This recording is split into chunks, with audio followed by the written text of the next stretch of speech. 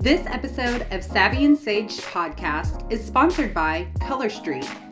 These are 100% real nail polish strips made in the USA that don't require any dry time. Simply start with clean, dry nails, tear off the strip and gauge the proper size. Peel off the plastic front and backing and align with the base of your nail. Smooth and then file away any excess and voila, no drying needed. Shop my link in the description below. Hello and welcome back to Savvy and Sage podcast. I am Savvy, and once again I'm joined by my fabulous host. I call her my AI in the sky. She's kind of like the all-knowing around here. It's Sage. How are you today, Sage? I'm doing fabulous. I'm so glad to hear that. And it really has been a lovely day today. And we've got a great topic to get to on the show. And one of my personal favorites, I will say I'm quite biased to this subject, but either way it goes, we're going to have fun with it today. It's meaningful communication. And that's what we're talking about. And really, our society has gone global, thanks to the internet. But the art of effective, meaningful communication has pretty much gone to the dogs, or so it seems. People now use the keyboard or their voice-activated devices to express their views on everything from freedom of speech to censorship and everything literally in between.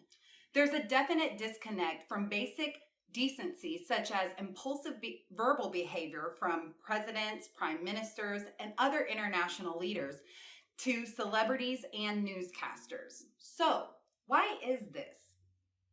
Basically, the internet has opened up the opportunity to speak and to post almost anything freely without very many consequences at all. So, what do we do about this, and should we even do anything about it at all? One thing for sure is to educate our young people better, which is a huge task now since there are so few great examples to emulate and few responsible mentors, as we spoke about in our last podcast. Trying to explain to anyone why it is best to communicate in a clear, concise, and positive manner often just flies over their head. So we're going to talk about some key suggestions on better communication. So Sage, chime in on this. I know you have a world of explanation of ways that we can become better communicators. Well, of course. And I'm very sensitive to that because, of course, in every podcast we've done so far, I always want to mention things about kids because they are our future. And it seems like today adults are, well, this is my impression, and I'm an adult, but there is so much that seems to be geared toward adult humor and adult misbehavior. And I'm always thinking, I just can't help it, I'm obsessed with it, is, you're saying this and that on the news or on in television shows and sitcoms. Writers and directors, are you really thinking about how these kids are being impressed by that? Is it really a good message that you're sending? What are you willing to sacrifice for a laugh? And, of course, because I'm older, I've seen, television back in the dark ages, but nonetheless, those little shows, I'm not even going to mention them because they're really going to date me from, way back. But there was always, all of these little sitcoms and everything from the past, they always ended up with, all nice and neat and kind of cute and everybody win-win. And I know that's not real, but it sure is something to, to aspire to. Mm-hmm. But anyway, yes. And so back to the problem or miscommunication that people tend to have more and more now because they are so glued to their devices and they're not really thinking in critical terms. But communicating no matter what, whether it's texting or writing, in an essay format or something, or a letter, business letter or whatever, mm-hmm. It's very, very important to be as clear and non-confrontational as possible. Mm-hmm. And, of course, especially when speaking with children and young people. Yes. Because our young people are always watching everything we do and listening to everything we say in their own way. You may think that they're not, but kids are so good at multitasking when they're, like teens and college students. So you might not think that they're really listening, but if they're, going like a freight train on their device, they are still, they're still able to take in all that surrounding information. Absolutely. Yeah. So anyway, that's one item. And then also, getting down to basics of just being around in a family situation. It's always a tendency that when people are being confrontational with their family members, they want to blame each other, or something goes wrong rather than really checking out what the cause is or the effect is. They want to blame their kids, their partners, or coworkers about anything just to get the tension off their chest. Instead, you should always be prepared with facts. And I know it's kind of a stretch, but I'm just thinking of so much that's on the news is it seems like people are losing their sense of self-control. There's just so much impulsive behavior and just meanness, just flat meanness, Do you see that? Do you notice that? I do.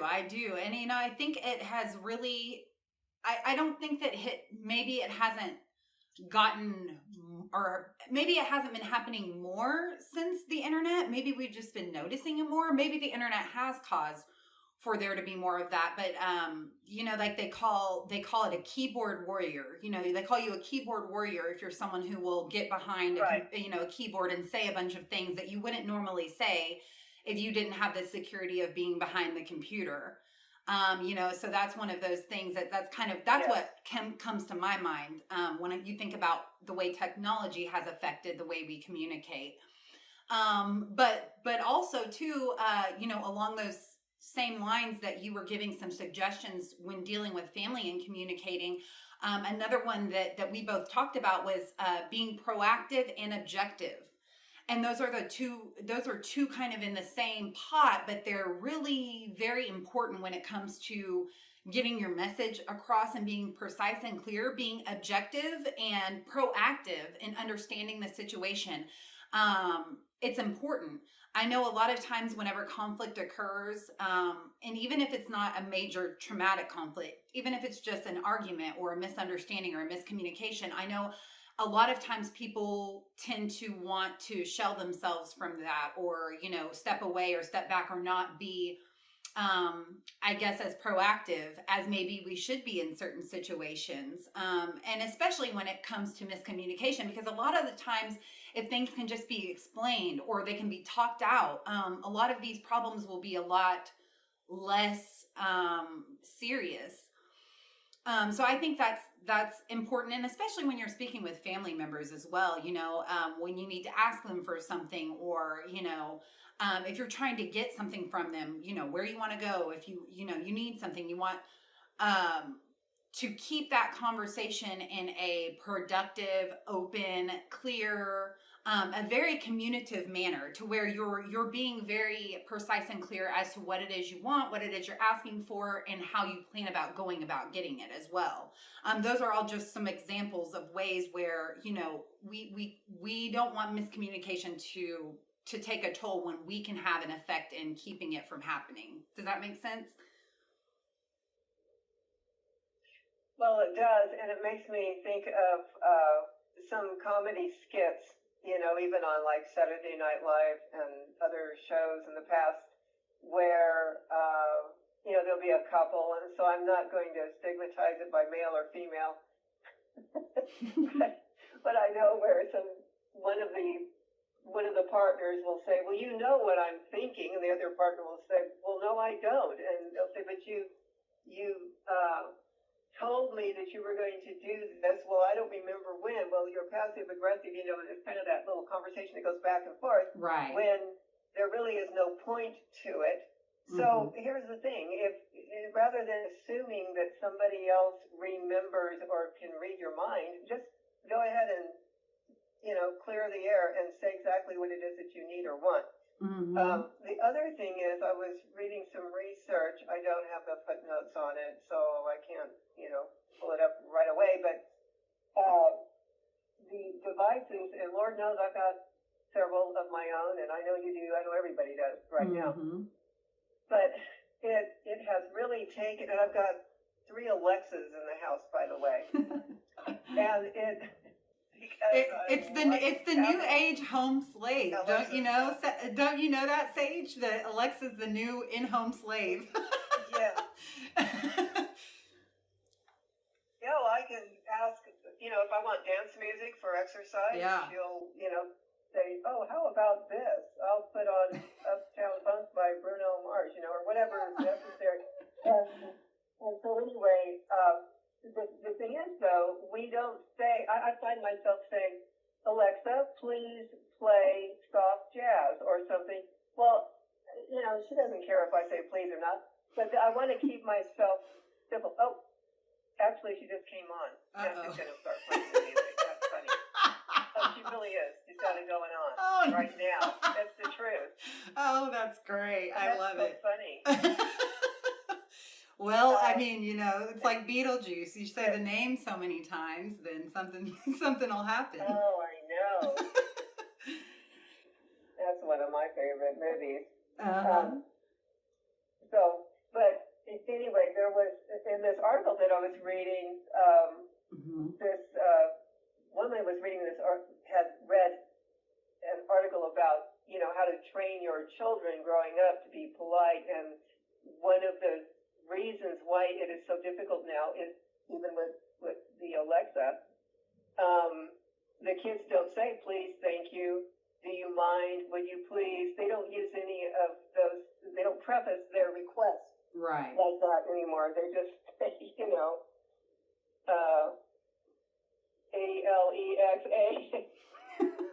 stop, or whatever. Yeah. But the thing is that it plays into the real life, so then you lose all of these niceties, and it's kind of taking away from our humanity, and also a sense of humor. Talking about communication, if you can add a little sense of humor to your conversation with your partner or your student or your coworker or your child, it's just so much nicer to be around that kind of energy. It literally changes the energy of the conversation at hand. Yes. Yeah, absolutely. That's so true. And when you were talking about, children and, giving Alexa just straight commands and not really maybe saying please or, having some of these manners, I think that is going to have an effect because, like one of the old, like, Black adages that we've always had is like, watch how you're talking, or like, watch who you're talking to. And if you don't really have that, I could easily see situations of misunderstanding where a younger generation teen would be like, hey, do this or do that, and give you some sort of direct command as another person because they're so used to Alexa, do this or, play this or do that you're like, you might side-eye that person and, hey, wait a minute, you watch who you're talking to. You might want to throw some respect on that request. You know what I mean? You might want to say please or thank you or, what have you. So that brings up a good point, especially when we're talking about misunderstandings, miscommunications between cultures, age groups. And, another part of that as well is when we're talking about taking into consideration the age and or status or health of the person that you're communicating with. So in other words, obviously you're going to have to spend more time, explaining to a 5 or 6 year old why it's important to wash their hands for 20, 30 seconds than you're going to have to do that to someone else. But it's worth it to take the time to explain that so that that way that the young child has an understanding. But I think this example can also go a bit further. If you look at the opposite scale of that, you have to take into consideration someone's age and health when you're talking to elders as well, people that are older, and especially people that are, elderly, because I think that sometimes we tend to forget that there is a gap in generation communication as a whole, sometimes. So, when you approach older people, say, an 80-year-old man or woman, you're going to have to conform your communication style based off on the person you're speaking with. And that's another good example of key suggestions on how to avoid miscommunications in certain situations. Yes, they've grown up in a different era where it was considered just normal to have a certain decorum, a certain demeanor, and yes, ma'am, no, ma'am. I know in Atlanta, I lived there for so many years. It was, even in class, this would be funny. In high school and middle school, because I taught all levels, but in high school and middle school, sometimes you would have my big old football player students would be kind of in the hall, getting real riled up with somebody, and then, they'd be, like on the verge of having a fight or something, and I might come by, or one of the other teachers come by, and would say, "You better settle down and get into class," or something, which we would have to, because you're not going to be all nice, like, "Would you please come to class?" Because they won't respond to that. But it would be so funny, in the midst of fighting with their classmate or something, they'd say, "Yes, ma'am." And it was just ironic. And yet it's like it disarmed them, because they had good, what my coworkers and co-teachers would say, good home training. Right. Have you heard that term? Oh, yeah, definitely. Good home training. Mm-hmm. Yeah. Mm-hmm. Yeah. But I don't know if that's, it's maybe been 7 or 8 years since I was actively in the classroom. So I bet some of that's, kind of dissipating nowadays, which would be so sad, because it was kind of cute. All of a sudden they just straighten up. They say, "Yes, ma'am." Yeah. But we're losing, we're losing the soul of communication with with the internet. And I love the internet. Look what we can do. We can put on podcasts and communicate to people. But it has really pulled away from our ability to communicate with compassion and like I said, and soul. Yeah, that's right. Yeah, it really is a bit of a double-edged sword, I think the internet is, when it comes to communication. It really has its pros and cons, honestly. It really and truly does. Here's an old saying. There are ways of saying things, and then there are ways of saying things. So, just basically to give you the point of that, is the positive effect of being diplomatic. And, we're talking about, we have different examples of people who let communication things fly off the cuff. I'm thinking of like Piers Morgan, for example, of someone who just kind of lets these things just go. And you got other ones like Hannity. They come across as being kind of negative. They're snarky. Therefore, a lot of times they lose the point of their delivery, and it gets lost in the sauce, so to speak. I think, and especially for celebrities, it's kind of one of those things where maybe the repercussions of what's being said doesn't happen immediately. It kind of comes in a back trail. But these are, I think more and more people are starting to realize how important words are, and what true meaning words can hold, and how they can affect people. And, that's just one of those prime examples of some things are just better left unsaid. Or the old adage, which is just, it's so corny, but it's true. If you can't say something nice, don't say anything at all. Yes. But I would also back that up with, that's only part of the story, because sometimes you do have to be completely direct. If you can communicate in such a way and say to someone exactly what needs to be said without resorting to a lot of 4-letter words and a lot of demands and pushing and shoving, well then really that communication is going to come across a lot better. And again, I'm always using the example as a teacher. If I was just demanding and pushy and mean and cantankerous in the classroom, I can tell you right now, my students would not have produced any kind of work because they'll just dig in their heels, you know. Mm-hmm. I mean, kids are people too. Kids are really, to be honest with you, Savvy, in my opinion, our young teens and college students quite often are more pleasant to be around than many, many adults I've been around. Because even if the teens and the college students, you know, are strong-willed, mm-hmm. they are honest. Yeah, they keep it real. They will tell you exactly what's on their mind, and yeah, they are. Mm-hmm. They're totally real. And I enjoy their energy a lot better than some of the adults that, you know, try to be super manipulative and mm-hmm. and they're not particularly honest in the way that they are requesting something.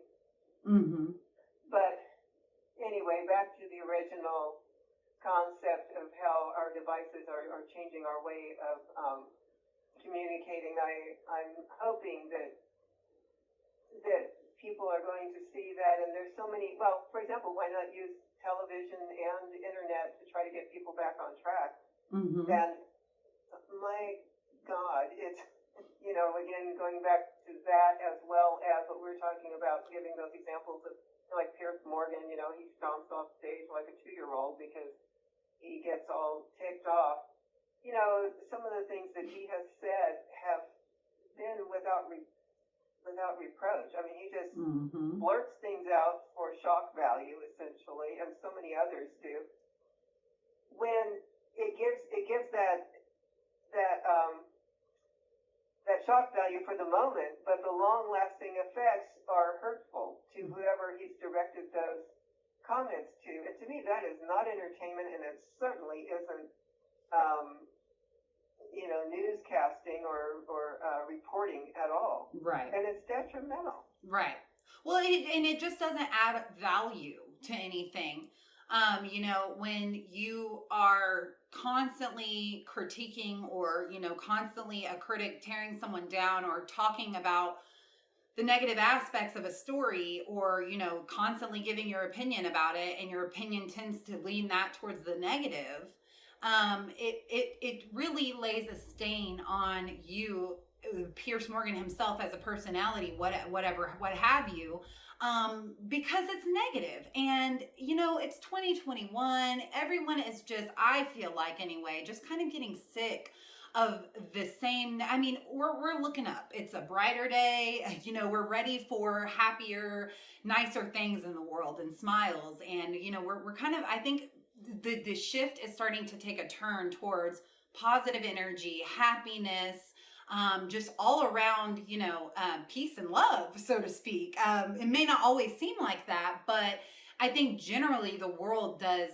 strive for that and want that. So, you know, getting back to the point on communication, you know, you really have to be discerning whenever you're paying attention to what's being said, when things are being floated around. And then also too, when you have children and when you have little ones, like we talked about before, you know, they're very much looking up to older folks, older brothers and sisters or parents, and they soak it up like a sponge, and they pay attention and they emulate and imitate. And, you know, we have an opportunity and really, I feel an obligation to better educate in order to leave something better for the generations to come. And that could be as far as communication, that could be as far as economically, you know, whatever it is. I think that it's important that we do the best we can to be kind to one another and to try to say kind things and to communicate in an effective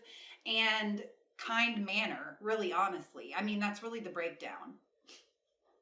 Well, here's another point. It comes down to, or rises up to, making an effort. Mm-hmm. And so many people don't put in the effort that they used to. I can say that because I am older. I've noticed it.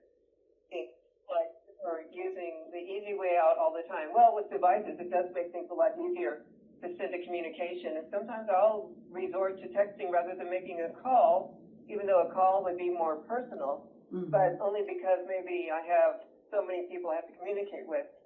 But still, the end result is what kind of memories are you creating for yourself and your friends or your coworkers if you're just taking the easy way out and not truly communicating with any kind of eloquence or any kind of compassion or feelings of just genuine goodness and sincerity. We've kind of lost that. And if you watch recent television shows, you'll see that there isn't a lot of really positive communication sometimes between people. Have you noticed that? Like on some of the, like even with news. I mean, that's a whole other show subject. But I think we, off the record, we had spoken about they will, of course, report something, but then it's not followed up with, like other, not concepts, but just something constructive to help deal with that. Let me be more specific. Right. I mean, they might say, like if somebody has committed suicide, well, that's happening with this pandemic. A lot of people can't manage, or they don't feel like they can manage being a long hauler, which is, pretty horrifying for some of these people who have recovered from the pandemic, but they have all these side effects, these after effects. So if they're reporting about something like that, then it would be great to communicate to the viewers, here are some true options. I know they're doing a little more of that, but we still need, more specifics to help people. Yeah, I would. Or if they're talking about child abduction. Yeah. Or anything like that, there should be more news on how to manage that crisis. Yeah, absolutely. I would agree.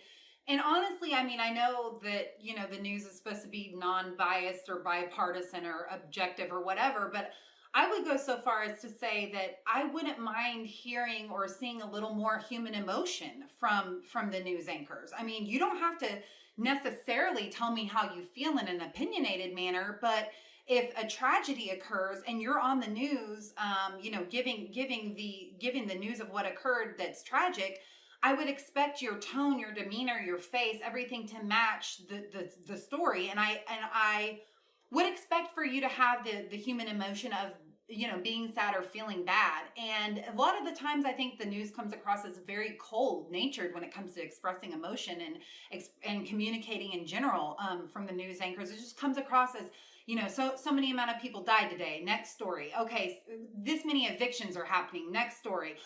This is horrible. 25 car pileup. Next, it's like, wait a minute. What? Is that bad? Is that good? How do you feel about that? Are you upset about that? Does that hurt your feelings? Does that make you mad? I mean, and that's just me personally. That's giving my opinion on how I feel, but I would like a little more to be drawn out when it comes to news. But yes, to your other point, I agree with you 100%. I think, television has definitely, there's a shallowness in reality TV shows and a lot of the new programs that have started to come out. There's a lot of kind of just base level communication, and it doesn't help to expand the mind. It doesn't help to expand the viewers who are watching it. It doesn't help to expand their ways of communication in very, very much at all. So it's something like, once again, you have to be discerning about. And I get afraid for that too when I think about the new generation. And when I say the new generation, I mean Generation Alpha, and that would be babies born up to 2024. So that would be from I think 2010 to 2024. So it's about a 15-year gap. And those are the kids that I'm wondering what that generation will look like, because that's the true tech generation. And when I say true tech generation, I mean these babies were working iPhones in the stroller.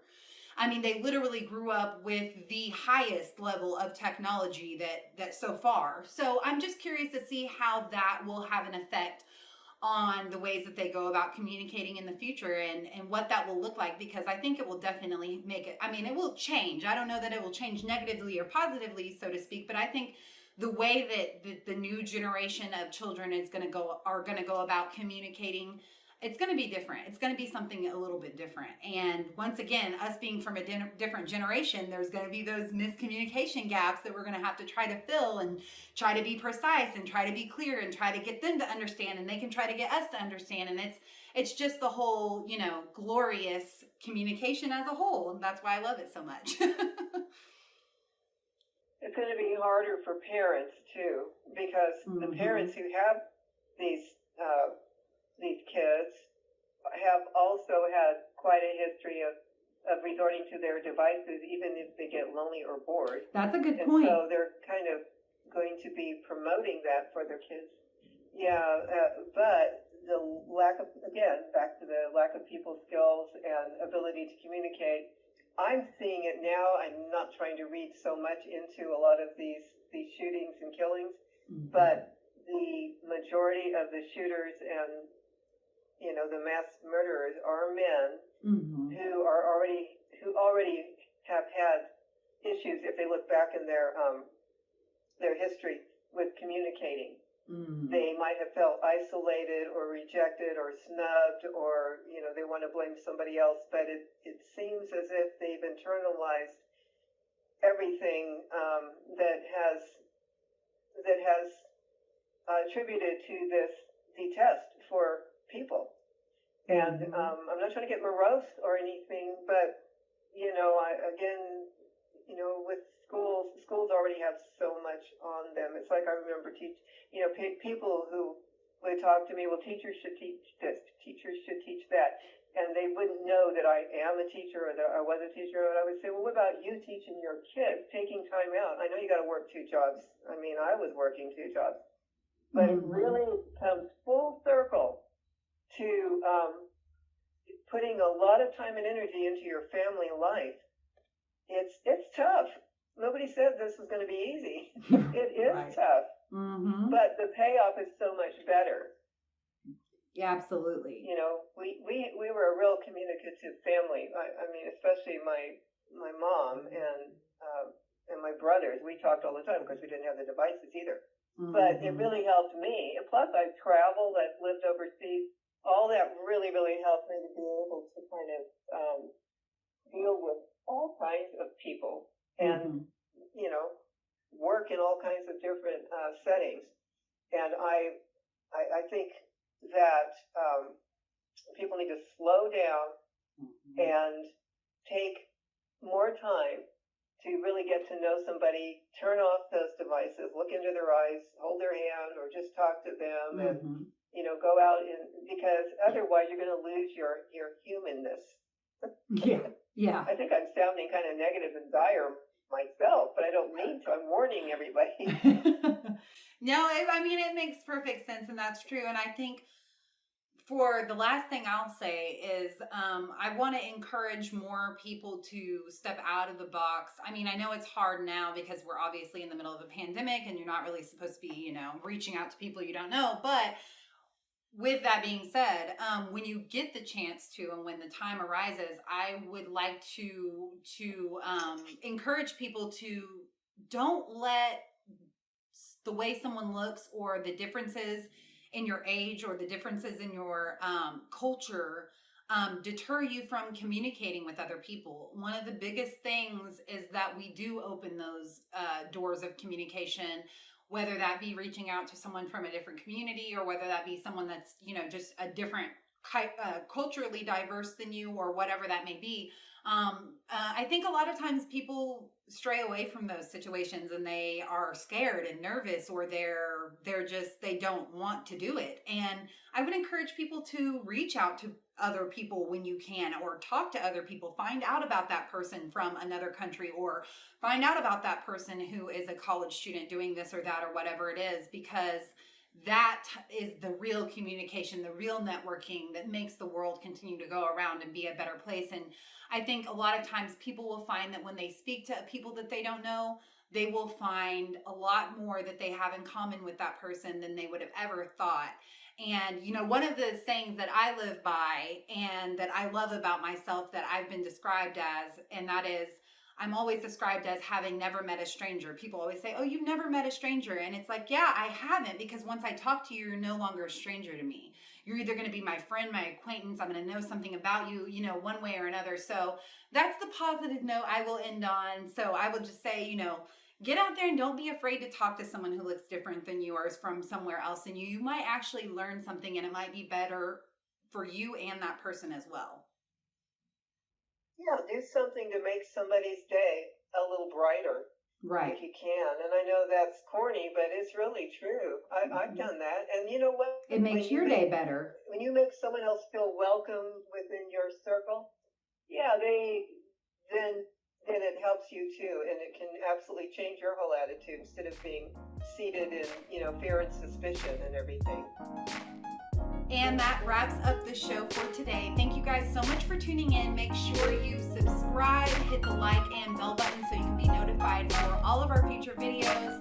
And don't forget, all of the links and descriptions for our sponsors and everything else are in the box below. Thanks for joining.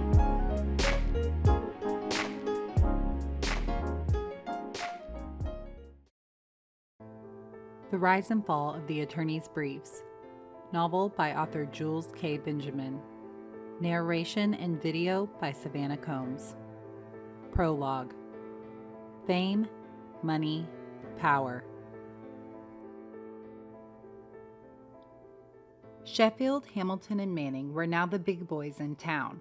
All three founding fathers of the firm had passed down the business to their sons, just as it should be. All three families had basically grown up together, with each son having graduated from Ivy League schools. With such high credentials and top-name clients from New York, Connecticut, and Massachusetts, they were destined for great success. The new heirs to the family firm were young, aggressive, hungry, and ready. In the last 8 years, the firm had expanded faster and had become more formidable than anyone would have ever predicted. Sheffield, Hamilton, and Manning now handled almost every area of law with the exception of criminal law. They weren't the type of firm to get their hands dirty per se. Some of their corporate cases dealt with white-collar crime, but nothing quite as dramatic as one would see on American Greed. Not usually, anyway. One could say this law firm was rather upscale overall. They built their legal platform on handling cases for probate, real estate, civil, and corporate law almost exclusively.